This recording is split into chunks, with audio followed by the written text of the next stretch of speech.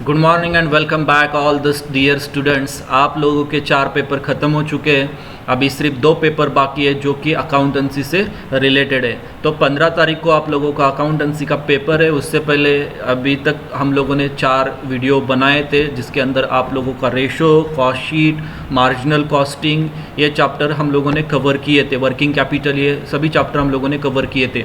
तो आप लोगों का फंड फ्लो स्टेटमेंट और कैश बजट ये 2 चैप्टर अभी बाकी है। तो ये वीडियो के अंदर हम लोग फंड फ्लो स्टेटमेंट और कैश बजट के बारे में हम लोग बातचीत करेंगे। तो जो भी आप लोगों ने वीडियो वो देखे होंगे तो वीडियो देखने के बाद 100% आप लोगों को समझ में आया है कि अभी पेपर किस तरह से होने वाला है, या तो पेपर के अंदर एमसीक्यू किस तरह से बनाए गए हैं। तो अकाउंटेंसी से रिलेटेड जो भी एमसीक्यू आएंगे तो एमसीक्यू आप लोगों को प्रॉब्लम पे कुछ एमसीक्यू आएंगे और डिस्क्रिप्टिव पे कुछ एमसीक्यू आएंगे। तो प्रॉब्लम से रिलेटेड एमसीक्यू आते हैं तो आप लोग कैलकुलेटर वगैरह लेकर उसका कैलकुलेशन कर सही जवाब देने की आप लोग वहाँ पे कोशिश करो। और जब डिस्क्रिप्टिव वाले क्वेश्चंस आएंगे तो डिस्क्रिप्टिव के आंसर ABCD में से आप लोग सेलेक्ट कर उसका जवाब देने की कोशिश करो। तो अभी चलो हम लोग बातचीत करेंगे फंड फ्लो स्टेटमेंट के बारे में। तो जैसे कि हमेशा मैंने आप लोगों को हर एक वीडियो में कहा है कि आप लोगों को टाइटल के बारे में पहले सोचना है। टाइटल के अंदर, टाइटल के ऊपर 1-2 सवाल 100% बनते हैं। तो ये देखो अभी title fund flow statement 3 sentences इसके अंदर।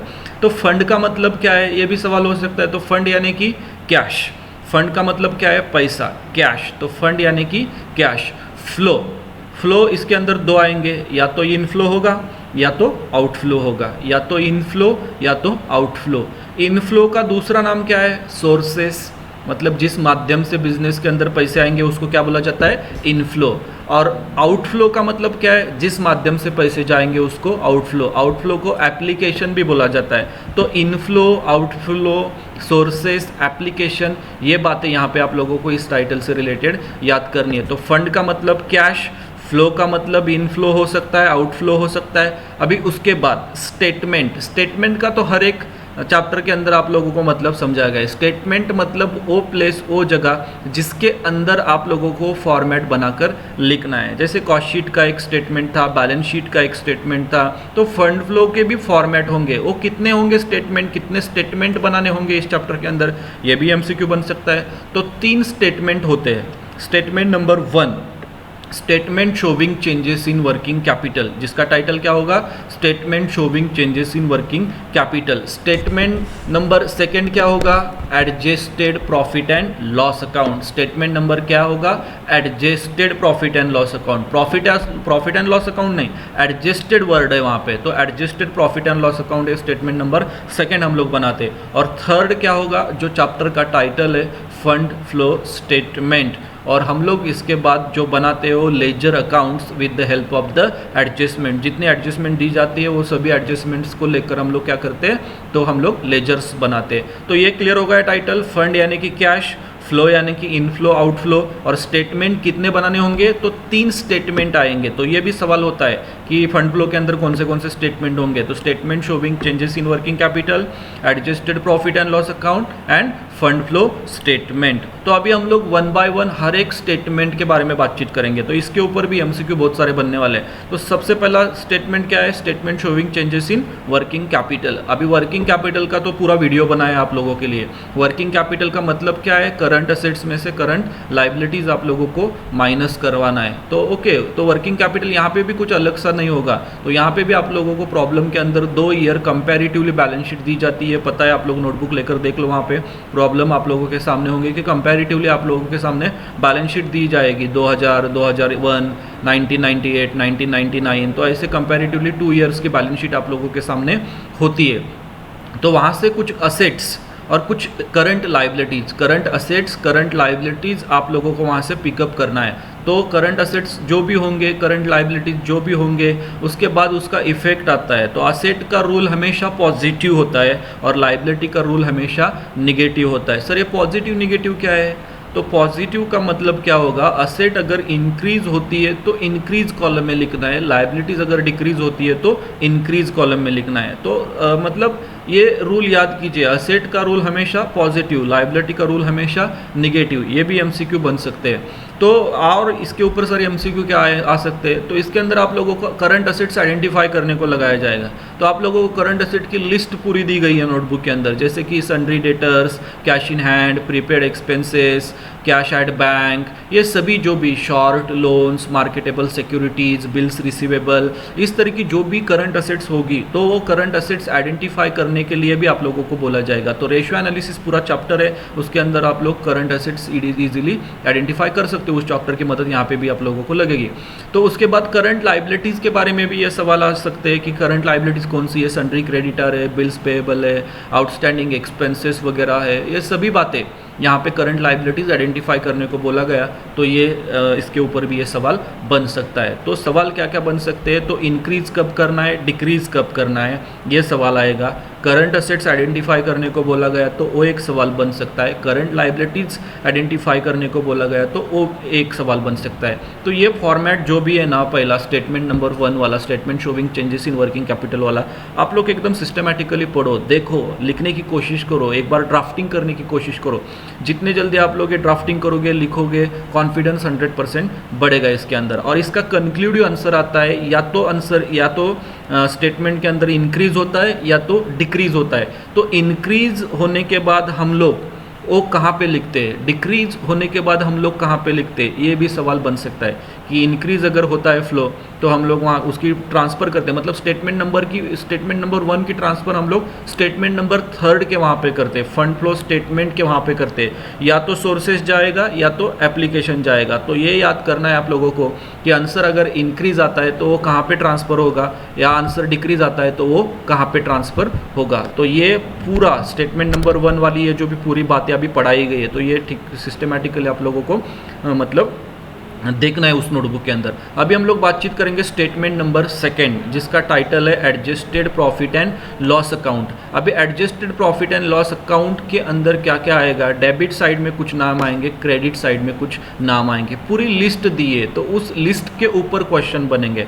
डेबिट साइड में हमेशा लॉसेस आएंगे, क्रेडिट साइड में इनकम वाली बातें आएगी। तो डेबिट साइड में लॉसेस के जो भी कुछ नाम दिए गए थे, जैसे कि इंक्रीज इन जनरल रिजर्व होगा, गुडविल रिटर्न ऑफ होगा, टैक्स का जो भी मेड होगा, पेड होगा तो अलग जगह है, टैक्स मेड होगा तो अलग जगह है। तो इस तरह से जो भी कुछ नाम दिए गए इस चैप्टर के अंदर, तो adjusted profit and loss account की पूरी लॉसेस वाली आप लोग पूरी वो लिस्ट आइडेंटिफाई कर लो।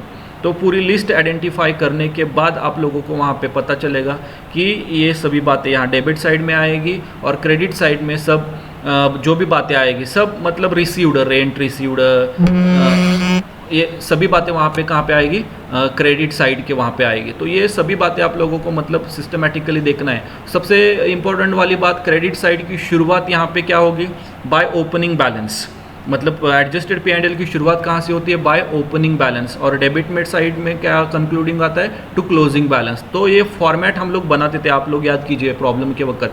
तो डेबिट साइड में जो नाम आएंगे वो नाम आप लोग पढ़ लो, क्रेडिट साइड में जो नाम आएंगे वो नाम आप लोग पढ़ लो। और ये फॉर्मेट के ऊपर 100% 1-2 क्वेश्चंस डेफिनेटली बनेंगे ही। तो स्टेटमेंट नंबर 1 के ऊपर कुछ क्वेश्चन, स्टेटमेंट नंबर 2 के ऊपर कुछ क्वेश्चंस, ये सभी आप लोगों को कंपैरेटिवली देखना है। तो ये था स्टेटमेंट नंबर 2। अभी हम लोग बातचीत करेंगे statement number 3, fund flow statement, जो कि चैप्टर का टाइटल है। तो डेबिट साइड में सोर्सेस, इनफ्लो, क्रेडिट साइड में एप्लीकेशन, आउटफ्लो, ये बातें आएगी। तो सोर्सेस का मतलब क्या होता है कि किस माध्यम से बिजनेस के अंदर पैसे आएंगे, और एप्लीकेशन का मतलब उसका अपोजिट लिखना है कि किस माध्यम से बिजनेस के अंदर से पैसे जाएंगे। तो सोर्सेस के अंदर कौन सी बातें आएगी, एकदम सिंपल है, इशू ऑफ शेयर कैपिटल, कोई भी शेयर का कैपिटल रहने दो, फिर या तो इक्विटी हो सकता है या तो प्रेफरेंस हो सकता है। तो सभी इश्यूज यहाँ पे आएंगे, समझ में आ रहा है आप लोगों को। उसके बाद इशू ऑफ डिबेंचर, अगर आप लोगों ने डिबेंचर इशू किया तो बिजनेस के अंदर इनफ्लो हो गया, कैश बढ़ गई, तो ये दिया जाएगा कि समझो इशू ऑफ शेयर कैपिटल किया गया तो ये सोर्सेस आएगा या एप्लीकेशन आएगा या बोथ आएगा या नन ऑफ द अबव आएगा। उसका अपोजिट, अभी देखो इशू ऑफ शेयर का अपोजिट क्या होगा है, रिडम्पशन ऑफ शेयर्स। रिडम्पशन दिया गया तो कहाँ पे जाएगा, वो एप्लीकेशन जाएगा। रिडम्पशन ऑफ द डिबेंचर बोला गया तो क्या जाएगा, एप्लीकेशन जाएगा। सेल ऑफ फिक्स्ड असेट दिया गया तो कहाँ पे आएगा, सोर्सेस। और परचेस ऑफ फिक्स्ड असेट दिया गया है तो ऑपोजिट कहाँ पे आएगा, एप्लीकेशन। परचेस का मतलब क्या है, तो पैसे बाहर जाएंगे, असेट इनफ्लो हो जाएंगे। तो आप लोगों को अपोजिट वर्ड देखना है, सेल इधर आ गया तो परचेस उधर आएगा। तो पूरी लिस्ट आप लोगों के सामने है वहाँ पे कि सोर्सेस साइड के अंदर कौन से आइटम्स आएंगे, एप्लीकेशन साइड के अंदर कौन से आइटम आएंगे। तो आप लोगों को ये लिस्ट लिखनी है नोटबुक के अंदर, अंडरलाइन करते जाना है, जो बातें उसके अंदर समझ में नहीं आएंगी उसको हाईलाइट करते जाना है। और इसका कंक्लूजन क्या होगा, इंक्रीज डिक्रीज, जो भी हम लोग स्टेटमेंट नंबर 1 के अंदर लिखते हैं तो वो या तो इंक्रीज होगा या तो डिक्रीज होगा। तो जो भी इंक्रीज डिक्रीज आप लोगों का कंक्लूडिंग आंसर होगा वो हम लोग यहाँ पे ट्रांसफर करते हैं। तो एग्जैक्टली आप लोग आइडेंटिफाई करो कि इंक्रीज होगा तो सोर्सेस जाएगा या एप्लीकेशन जाएगा, डिक्रीज होगा तो एप्लीकेशन जाएगा या सोर्सेस जाएगा। तो ऐसे सवाल फंड फ्लो स्टेटमेंट के अंदर पूछे जाएंगे। टैक्स पेड के बारे में पूछा जाएगा, पेड दिया गया तो कहाँ पोस्टिंग होगी, मेड दिया गया तो कहाँ पोस्टिंग होगी। तो ये सभी कुछ बातें एकदम सिंपल एमसीक्यू बन सकते हैं अगर आप लोगों ने ये फॉर्मेट 2-3 फॉर्मेट जो स्टार्टिंग वाले हैं ना, 1-2 प्रॉब्लम सैम्पल के तौर पर आप लोगों ने किए तो ये चैप्टर आप लोगों को गारंटेड 100% पूरे मार्क्स दे देगा। तो ये फंड फ्लो स्टेटमेंट के बारे में बातचीत थी। आपका जो भी आखिरी चैप्टर है कैश बजट, तो देखो आप लोगों को 30 में से 25 क्वेश्चन सॉल्व करने हैं। तो अगर आप लोगों ने 5 चैप्टर सिस्टमैटिकली पढ़े, कौन से वाले, fund flow statement, cost sheet, ratio analysis, working capital, marginal costing, ये चैप्टर अगर आप लोगों ने सिस्टमैटिकली कवर किए ना तो आप लोगों का कॉस्ट शीट कैश बजट के अंदर जो भी 4-5 सवाल आएंगे अगर वो गलत भी होते तो कोई प्रॉब्लम नहीं आएगी। तो 25 क्वेश्चंस आप लोगों के इस 5 चैप्टर के ऊपर 100% बन सकते हैं। तो कैश बजट ये ऑप्शन में भी टॉपिक आप लोगों ने रखा तो भी कोई प्रॉब्लम नहीं आएगा। तो कैश बजट के अंदर ज़्यादा कुछ पूछने के लिए स्कोप नहीं है, वहाँ पे हम लोगों ने डायरेक्टली प्रॉब्लम ही कवर किए। तो यहाँ पे हम लोगों ने अगर थ्योरी कवर करने की कोशिश की तो आप लोग कंफ्यूज हो जाओगे। तो आप लोग कैश बजट जो भी आप लोगों के नोटबुक के अंदर 1-2 प्रॉब्लम हम लोगों ने कवर किए थे वो प्रॉब्लम आप लोग देखो, उसके अंदर आप लोगों के दिमाग के अंदर कुछ क्लिक हो सकता है कि इसके अंदर ये एमसीक्यू पूछ सकते हैं, तो आप लोग सॉल्व करने की कोशिश करो। अगर ना भी किया तो भी चलेगा। 25 क्वेश्चंस के लिए ये 5 चैप्टर मोर देन इनफ है जिसके अंदर आप लोगों को आउट ऑफ मार्क्स मिल सकते हैं। तो आप लोग एक सिस्टमैटिकली 1 to 5 वीडियोस देखो, नोटबुक आप लोग लेकर बैठो। बार बार ये बोल रहा हूँ कि आप लोग cost sheet, marginal costing, ratio analysis, fund flow statement, working capital, in chapter के ऊपर फोकस करोगे तो आप लोगों के पूरे एमसीक्यू वाले सवाल 25 क्वेश्चंस बराबर अगर आ जाते तो आप लोगों को गारंटेड आउट ऑफ 50 मार्क्स मिल सकते हैं। तो आप लोगों को 50 मार्क्स ही लेना है, आप लोगों का ड्रीम पूरा हो सकता है। ये एकदम स्कोरिंग वाला सब्जेक्ट है, याद रखिए आप लोग। अगर यहाँ पे आउट ऑफ मार्क्स आप लोगों को अगर मिल जाते हैं तो डेफिनेटली आप लोगों की मार्कशीट की स्कोरिंग बढ़ेगी। तो कोशिश कीजिए, आज का पूरा दिन है, 1 डे बिफोर वीडियो बनाया गया है ताकि आप लोगों को अगर आज का वीडियो देखने के बाद कल मॉर्निंग में पेपर देखते वक्त क्लिक होता है कि सर ने वो वीडियो के अंदर ये बातें बोली थी, ये सेंटेंस बोला था, तो माइंड के अंदर क्लिक होने के बाद आप लोग एकदम आसानी से आपका पेपर सॉल्व कर सकते हो। तो चलिए अभी ये वीडियो की सीरीज़ यहाँ पे ख़त्म होती है। तो आपके एग्जामिनेशंस के लिए यहाँ पे बेस्ट ऑफ लक। सिस्टमैटिकली लिखो। आज दिन भर कोई क्वेरी आते है, कोई प्रॉब्लम आता है, कुछ समझ में नहीं आता तो नीचे कमेंट बॉक्स में आप लोग लिखो, आपको उसका जवाब मिल जाएगा। Okay, thank you and best of luck for your examinations.